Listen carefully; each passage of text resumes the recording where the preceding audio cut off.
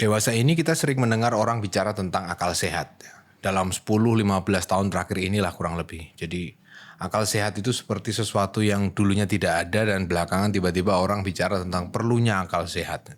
Apakah orang betul-betul sebelumnya ini tidak punya akal sehat? Dan apa pula artinya politik akal sehat yang belakangan ini semakin sering kita dengar? Dalam video ini kita akan membahas apakah sebetulnya yang dimaksud dengan akal sehat.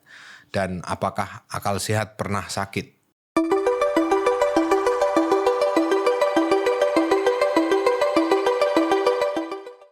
Dalam penggunaan sehari-hari, akal sehat ini sebetulnya adalah terjemahan dari common sense ya. Dalam istilah common sense sendiri itu sebetulnya terkandung suatu pemaknaan yang sebetulnya agak sedikit berbeda dari akal sehat. Karena common sense kan sebetulnya merujuk pada semacam kemawasan umum masyarakat ya. Kemawasan atau kesadaran umum masyarakat seperti itu. Yang jamak ditemukan di masyarakat. Akan tetapi kalau kita bicara akal sehat, nah di sini kan ada suatu penilaian ya bahwa akal ini bukan hanya bekerja tetapi dia juga memiliki kesehatan tertentu dan ini yang suatu istilah yang sebetulnya pelik kalau kita lihat lebih lanjut nanti. Akal sehat juga bisa dibedakan dari apa yang biasa disebut sebagai semacam pengetahuan umum ya. Semua orang kan memiliki ya semacam pengetahuan umum yang didapat dari diskusi dengan orang lain, ngobrol dengan orang lain atau diajari orang tua dan seterusnya yang sehari-hari kita gunakan ketika kita berhadapan dengan berbagai macam situasi di dunia gitu.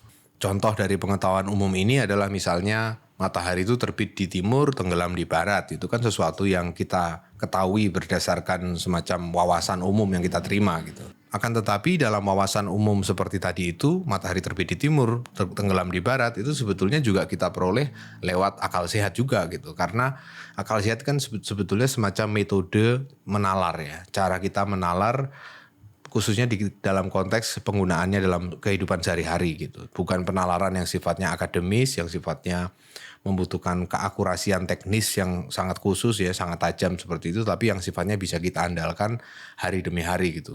Di sini kita bisa lihat bahwa sebetulnya akal sehat ini bisa dibedakan dari pengetahuan umum juga karena di dalam akal sehat terkandung dimensi semacam metodologis lah ya. Jadi kemampuan atau prosedur untuk menurunkan kesimpulan atau untuk menalar sesuatu gitu. Jadi dia bekerja dengan suatu logika tertentu. Sedangkan kalau kita bicara pengetahuan umum itu kan hasil yang kita peroleh setelah kita menggunakan akal sehat salah satunya gitu. Menghasilkan apa yang kita sebut sebagai pengetahuan sehari-hari. Misalnya bahwa air itu kalau kita panasi di panci, kalau kita pegang permukaannya maka tangan kita akan merasakan panas seperti itu. Pengetahuan umum semacam ini kan sebetulnya kita peroleh lewat akal sehat tadi. Jadi kita sudah sering melakukan misalnya memasak air di panci dan kita pernah mendengar kalau tangan itu dipegangkan ke panci ketika air dipanasi maka tangan kita kepanasan. Itu cara menalar yang sangat sederhana dan bisa diandalkan dalam situasi sehari-hari. Jadi bisa disimpulkan bahwa akal sehat ini semacam pedoman untuk menurunkan kesimpulan dalam hidup sehari-hari ya. Suatu pedoman yang apabila kita terapkan itu fungsinya jelas untuk memandu hidup kita dalam laku keseharian gitu. Jadi ini semacam logika pedestrian lah katakanlah seperti itu. Jadi suatu logika yang bisa digunakan oleh setiap orang di jalanan gitu yang tidak membutuhkan sekolah untuk bisa menggunakannya gitu. Dia tidak harus bersekolah untuk bisa tahu apa yang disebut sebagai akal sehat.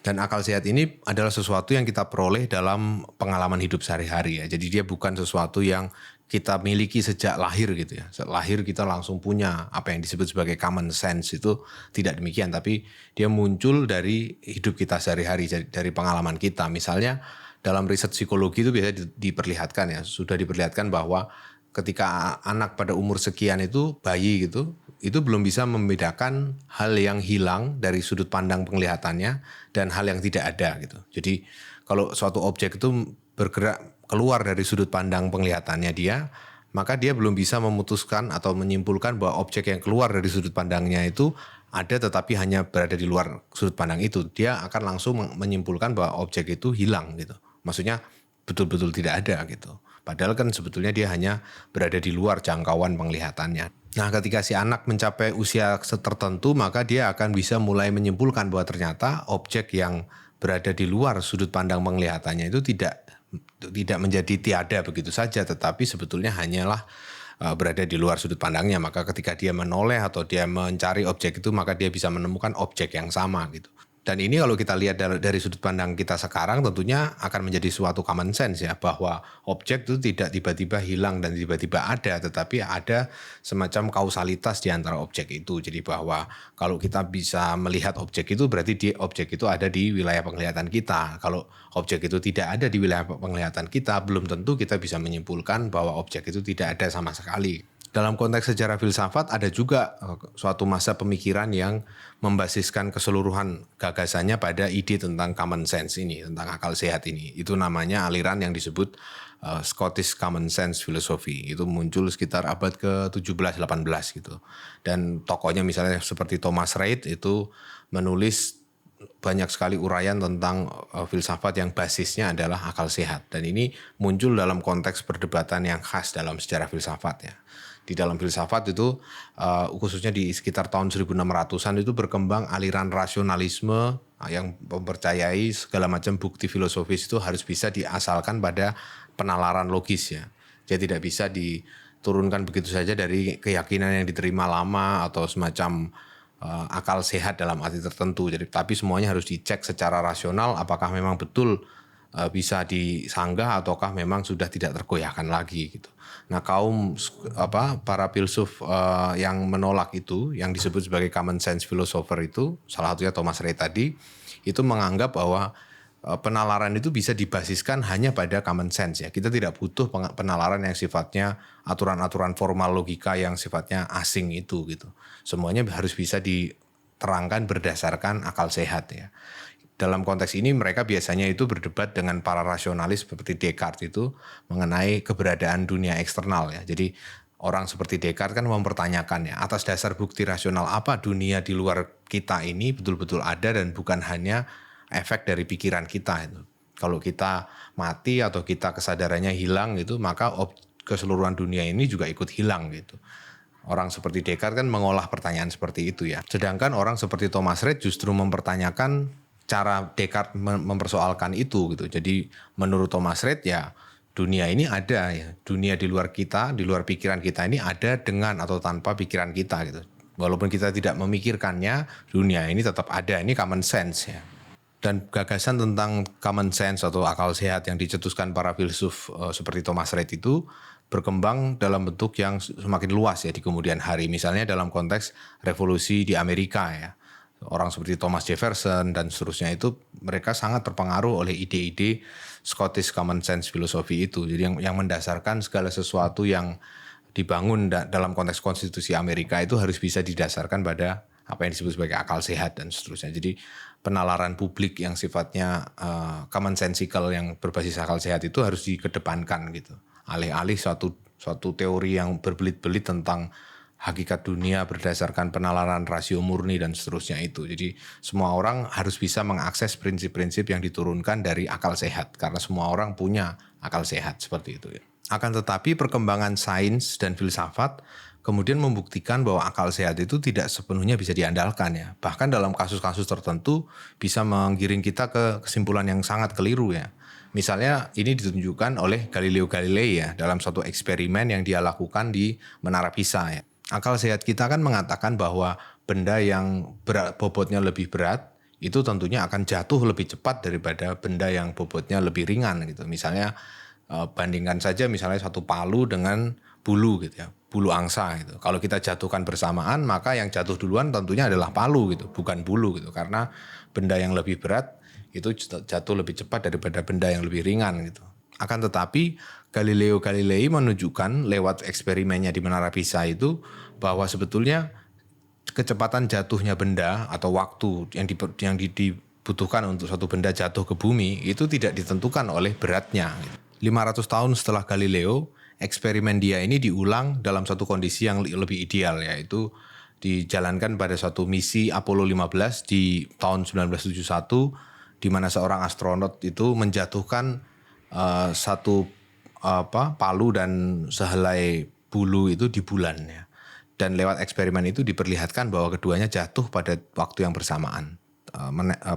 Jatuh ke bulan itu, ke permukaan itu pada waktu yang sama. Dan ini mengkonfirmasi hal yang sudah ditemukan oleh Galileo gitu. Well, in my left hand I have a feather.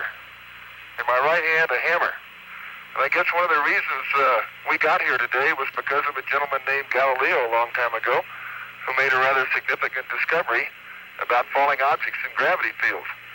And we thought that where would be a better place to confirm his findings than on the moon. And so we thought we'd try it here for you. The feather happens to be appropriately a falcon feather for our falcon. And I'll drop the two of them here, and hopefully they'll hit the ground at the same time. How about that?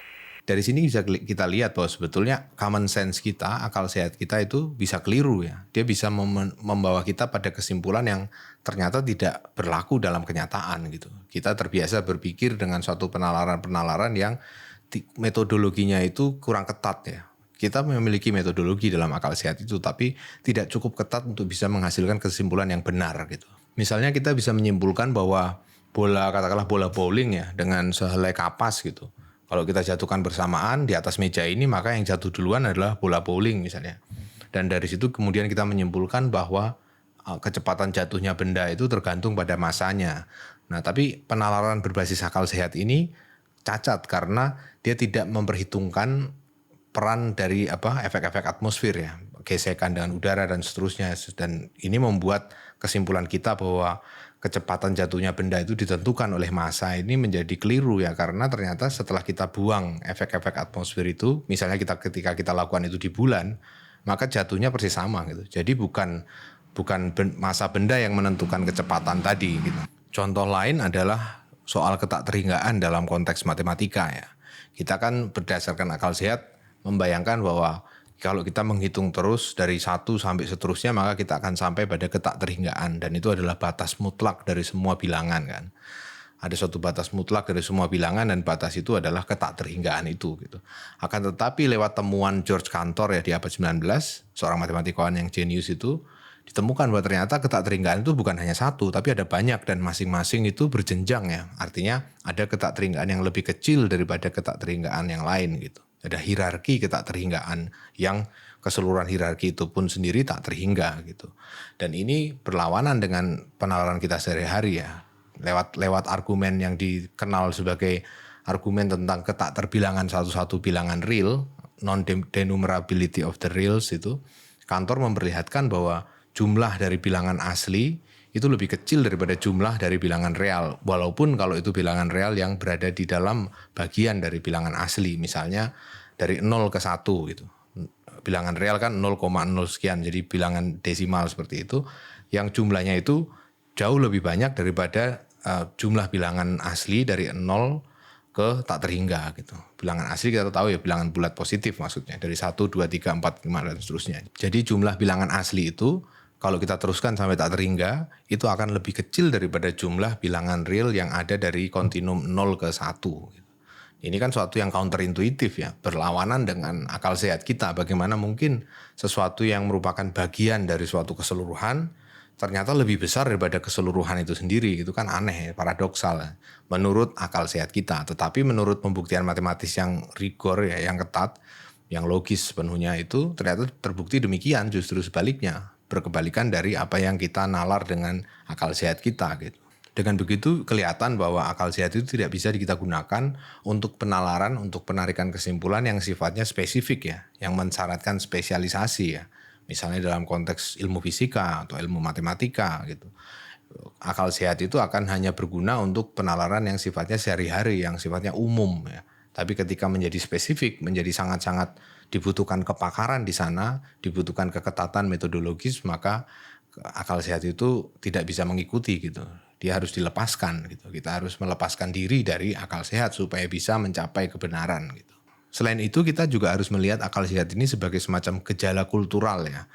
Dia suatu gejala yang tumbuh di dalam masyarakat yang berkembang dari zaman ke zaman dalam bentuk yang berbeda. Bahkan bisa dikatakan bahwa akal sehat ini adalah gudangnya prasangka sosial kita ya. Segala macam prejudis yang gak bisa dipertanggungjawabkan secara ilmiah itu disimpan di dalam akal sehat itu. Ikut mempengaruhi cara kita menurunkan kesimpulan ya. Misalnya di dalam konteks masyarakat Yunani yang klasik ya, abad ke-5, 4 sebelum Masehi itu, perbudakan itu sesuatu yang wajar ya. Jadi orang yang menalar tentang politik pada masa itu, yang merumuskan suatu teori tentang politik berbasis akal sehat dia, akan tentunya mengakui bahwa perbudakan itu adalah sesuatu yang wajar dan harus diterima gitu. Tidak ada yang salah sama sekali dengan perbudakan gitu. Dan ini adalah akal sehat yang tentunya akan dianggap sebagai akal yang sakit oleh orang yang sudah menerima atau mengakui adanya deklarasi hak asasi manusia gitu. Orang yang hidup di masa kini abad ke-20 yang sudah mengingat bahwa perbudakan itu adalah melanggar HAM, katakanlah seperti itu, karena ada deklarasi HAM dan seterusnya itu, maka dia akan merasa bahwa tatanan masyarakat tanpa perbudakan itu adalah sesuatu yang wajar ya. Yang tidak wajar adalah justru tatanan masyarakat dengan perbudakan. Jadi akal sehat itu bisa beralih fungsi ya, berubah rupa dan akhirnya menghasilkan kesimpulan-kesimpulan yang berbeda tergantung pada kondisi zaman yang mempengaruhi akal sehat itu. Dia bukan satu kertas kosong yang senantiasa kosong, tapi dia terus-menerus terisi oleh sejarah ya, oleh hubungan-hubungan sosial antar anggota masyarakat dan seterusnya. Contoh lainnya adalah di abad 19 di Inggris itu dikenal satu ungkapan Britain rule the waves. Jadi Inggris itu menguasai ombak ya. Ini diterima oleh orang Inggris pada masa itu sebagai semacam fakta alamiah ya, bahwa memang sudah seharusnya seperti itu ya. Konteksnya adalah bahwa Inggris di masa abad 19 itu memang merupakan suatu negara superpower kolonial ya, yang koloninya ada di berbagai belahan dunia ya, sehingga kemanapun dia mengarungi samudra dia akan menemukan rumah di sana, rumah kolonialnya gitu. Jadi ungkapan Britain rule the waves itu ditafsirkan sebagai sesuatu yang wajar ya, oleh orang Inggris pada masa itu. Itulah sebabnya kenapa filsuf seperti Bertrand Russell itu pernah suatu kali bercanda bahwa ungkapan Britain rules the waves itu adalah suatu pernyataan tentang gejala alamiah ya, seperti bahwa matahari terbit di timur, tenggelam di barat, seperti itu. Jadi ini adalah semacam kesimpulan yang diturunkan dari akal sehat orang pada masa itu, orang Inggris pada masa itu. Sebuah akal sehat yang sekarang tentunya tidak lagi dianggap sebagai akal sehat dalam konteks geopolitik dunia abad ke-21 ini, di mana Inggris hanyalah satu dari sekian banyak pemain besar yang lain yang jauh lebih besar daripada Inggris dalam konteks geopolitik dunia gitu. Jadi dari sini bisa kita simpulkan bahwa sebetulnya kita juga tidak seharusnya percaya pada akal sehat begitu saja ya. Karena percaya pada akal sehat secara membuta itu sama artinya dengan percaya pada berbagai macam prasangka etnokultural yang bekerja di dalam akal sehat itu gitu. Misalnya prasangka etnokultural tadi tentang perbudakan, atau bahwa ketidaksetaraan gender itu sesuatu yang alamiah, bahwa itu bisa dijelaskan berdasarkan kodrat laki-laki dan perempuan, dan sebagainya. Ini semacam prasangka-prasangka yang tidak bisa dipertanggungjawabkan secara ilmiah, tetapi berperan besar di dalam akal sehat sebagian masyarakat ya, termasuk masyarakat kita gitu. Dan oleh karena itu akal sehat semacam itu nggak bisa sepenuhnya kita andalkan. Kita harus kritis terhadap akal sehat kita sendiri. Jangan-jangan akal sehat kita sendiri ini sebenarnya sakit ya, nggak sehat gitu. Sesuatu yang digerakkan oleh mitos-mitos kecemasan, digerakkan oleh ambisi-ambisi yang tidak terrealisasikan, oleh ketidaksadaran, oleh berbagai macam kepentingan yang selama ini kita anggap benar atau jelas dengan sendirinya, padahal tidak ya, mengandung berbagai macam unsur pengaruh yang harus dibersihkan sebetulnya satu persatu. Maka politik akal sehat itu adalah selalu pertama-tama politik tentang kriteria kesehatan sebuah akal. Siapa yang menentukan sebuah akal atau cara berpikir, cara bernalar bisa disebut sehat dan tidak sehat gitu. Kriteria apa yang menentukan kedua hal itu? Nah, ini adalah politik akal sehat yang sesungguhnya ya, yang bekerja di balik jargon politik akal sehat itu. Jadi ada semacam klaim bahwa inilah yang disebut sebagai akal sehat dan inilah yang disebut sebagai akal yang sakit, yang tidak sehat. Akal sehat tentunya tetap berguna ya dalam konteks kehidupan sehari-hari ya. Kalau untuk kita pergi ke warung beli rokok misalnya, ya kita tentu perlu pakai akal sehat ya. Kita keluar rumah pakai sandal, kita membayar dengan uang yang pas atau meminta kembalian kalau uangnya kelebihan dan seterusnya, itu sesuatu yang common sense ya. Kita nggak mungkin keluar membayar uang dengan memberikan kertas lalu pergi meninggalkan tanpa mengambil rokoknya misalnya, seperti itu. Namun kalau kita berhadapan dengan situasi yang kompleks, yang tidak sehari-hari, misalnya ilmu pengetahuan, sains atau filsafat, kemudian politik, kita dituntut untuk lebih berhati-hati terhadap akal sehat kita sendiri. Karena jangan-jangan akal sehat itu, dibalik itu ada bersembunyi berbagai macam prasangka yang belum pernah kita periksa sebelumnya. Oleh karena itu kita perlu bersikap kritis terhadap diri kita termasuk akal sehat kita. Jangan-jangan akal sehat kita ini bekerja dengan cara yang sakit gitu. Sikap kritis terhadap akal sehat ini justru nampak ketika kita bisa menyadari bahwa apa yang kita sebut sehat dalam akal sehat itu bisa jadi justru sakit dalam konteks yang lain.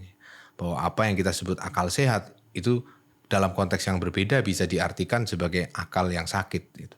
Dan kesadaran untuk menerima adanya konteks berbeda di mana akal sehat ini keliru, itulah bukti dari sikap kritis terhadap akal sehat kita. Sesuatu yang sangat diperlukan dalam situasi dunia, situasi Indonesia saat ini.